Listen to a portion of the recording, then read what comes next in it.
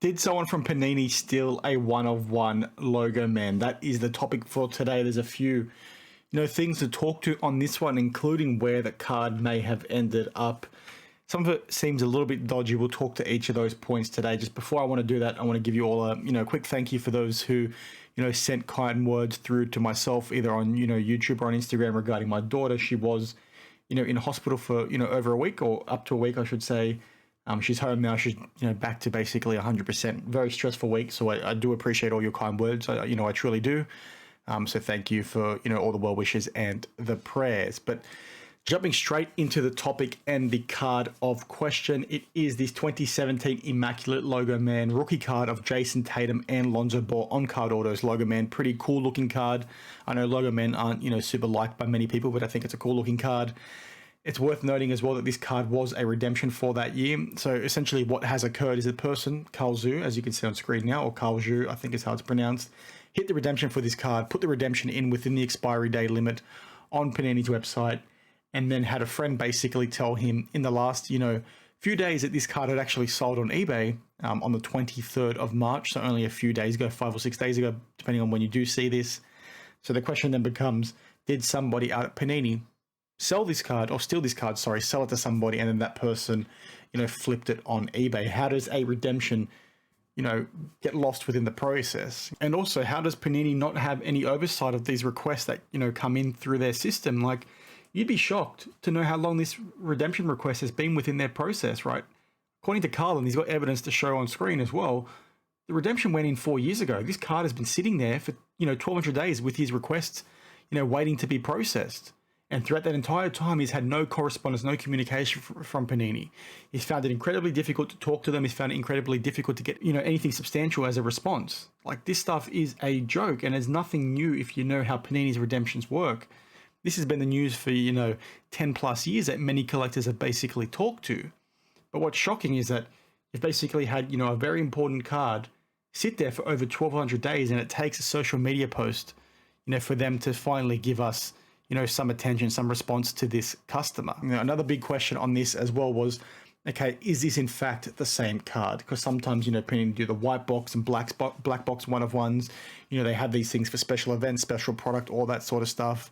They do make duplicates of some of these one-of-ones from replacement card purposes as well. The question was also around, okay, was the replacement card the one that went out into the wild? No, this is in fact, the card that this redemption was for.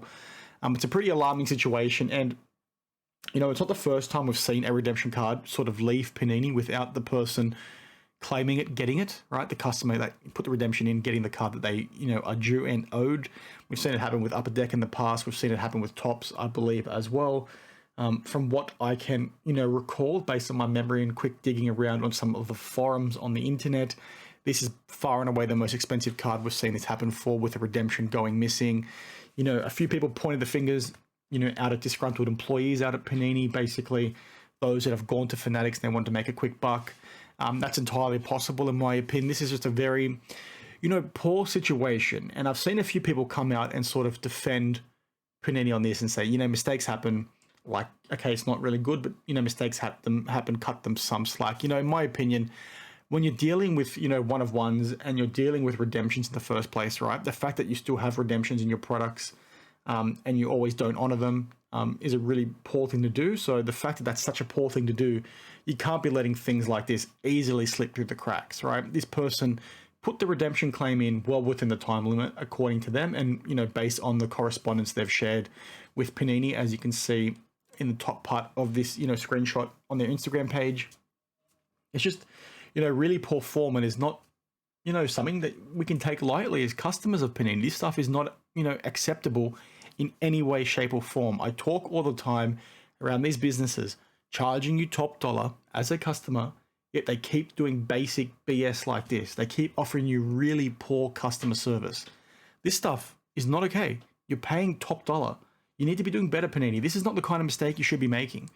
You should not be, losing freaking cards, especially those of this freaking value. Now, what's interesting about this is the question then becomes, okay, well, how did the person who sold the card get the card? Now, according to Carl, who's had contact with this individual, basically he's come out and said that, he bought the card at the Dallas card show. Now, that's also, an interesting one because that's a common theme, as you would know from this channel, where, breakers who steal cards and other scammers out there will say they got a stolen card, right? They'll basically say, I bought it from a card show. I can't remember who I bought it from. I just can't remember. I bought so many cards that day. I don't remember who I bought it from, which is often a lie that's easily sought through. I don't think this person has basically said he can't remember. I think he just doesn't want to disclose that just yet because obviously there's an investigation going on. But what I found, pretty interesting was the individual in question, as you can sort of see here, Then and Now Collectibles. Then and Now Collectibles is also tagged here by Carl, who says he bought the card at a Dallas card show, and that he's also suffered from this situation. But he's made his Instagram private, and I thought that was a pretty interesting move because it's only happened in the last, 5 or 6 hours. The way I know this is because I was checking his page earlier today because he had this card showcased, the card in question, on his IG from as early as the 30th of April, as you can see at the bottom here. I'm not sure why he decided to make it private in the last 5 hours. What I did notice was that there was lots of comments on his page, people questioning him, so maybe he's just making it private to stop the hate. Which is probably a very fair and valid reason because people were trolling pretty hard.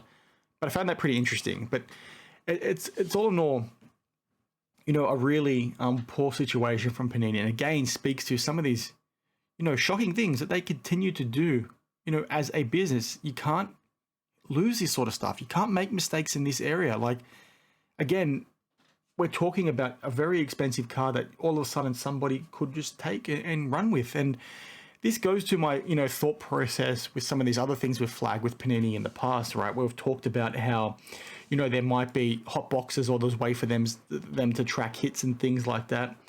The fact that, a card could go missing from Panini's office, and yes, it's for a redemption, right? But when you've got other manually packed or hand-packed products out there, like Flawless, I think is still one of those, and you're talking about how, Backyard Breaks is getting, hits like the Jokic that they just hit, or Jokic, in the last few days with regards to his run into the finals and how it's, sort of coincidental timing and all that sort of stuff.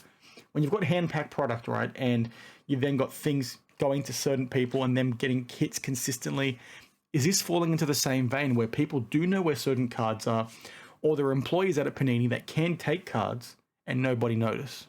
Is that, a real possibility? I think based on what we're seeing here, yes, it is, because that's a pretty big red flag for them, as a business. And I think they need to do a lot better. Now, I did speak with Carl, the person in question who had the redemption card. He told me that Panini is currently working with him with regards to a reimbursement. It's an interesting one because how do they then determine the fair value of this card? Because if Jayson Tatum goes on to win, with Boston, they're going to Game 7. If he wins the NBA Finals and gets, Finals MVP as an example, that card would then be worth a heck of a lot more than the 35 grand we just saw it sell for. Yes, it is a dual card with, Lonzo Ball, so it might not ever reach, some of the heights of his, single, Logoman RPAs and things like that. But again, how do they work out the fair value in this specific instance? Like, it's just, pretty shocking. And I would love for Panini to come out and sort of say, okay, this is where we think the breakdown occurred in our process. I don't think that's going to happen. These businesses never talk to these sorts of things. They want to keep things in-house. They want to keep things hush-hush instead of, keeping things transparent because they don't really care about us as customers. And I know I get some hate for that sometimes, but it's painfully obvious when we see stuff like this. I just think it's really poor form. I'm really keen to get your thoughts on this as well. What you think about the whole situation, whether or not you think the card was stolen or did it just accidentally get sent to the wrong person as a redemption or a replacement card.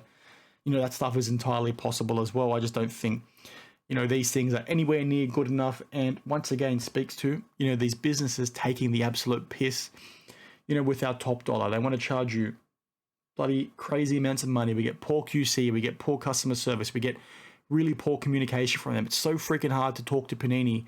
The fact that this guy had to wait for things to pop off on social media, irrespective of him calling them and sending emails and basically them saying, we're just going to give you another 120-day turnaround or give us 120 days to get back to you, whatever the freaking estimated timeline is from them.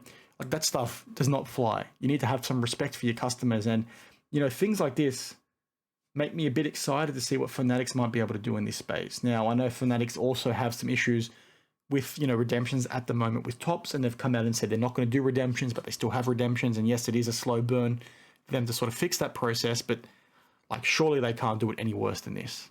So Let me know your thoughts down in the comments below. Like I always say, I hope you enjoyed the video, and thanks for watching. Cheers.